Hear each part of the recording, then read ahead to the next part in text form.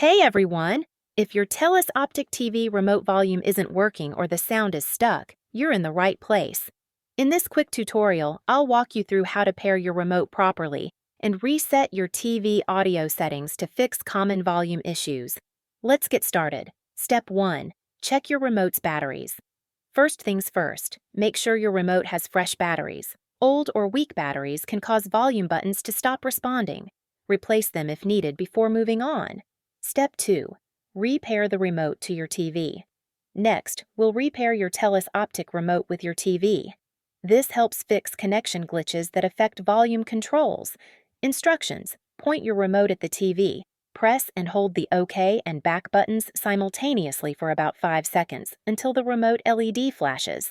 Wait for the TV to confirm the remote is paired. If your remote doesn't pair, try restarting your TV and repeat the process. Step 3. Reset audio settings on TELUS Optik TV. Sometimes the audio settings can cause volume problems. Let's reset them. Instructions: on your Optik remote, press the menu button. Navigate to Settings greater than Audio or Sound settings. Select Reset Audio Settings or Restore Default Sound Settings. Confirm and wait for the reset to complete. Step 4. Test the volume buttons now. Try adjusting the volume with your remote.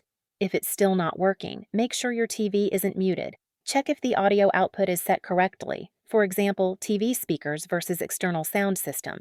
Restart your TV and try again. Bonus tips: if you use an external sound system or HDMI ARC, ensure cables are securely connected. Power cycle your TV by unplugging it for 30 seconds, then plugging it back in.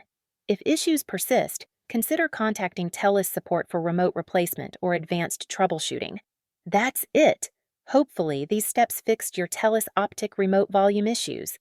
If this video helped you, please hit the like button, subscribe for more tech fixes, and leave a comment if you have questions. Thanks for watching!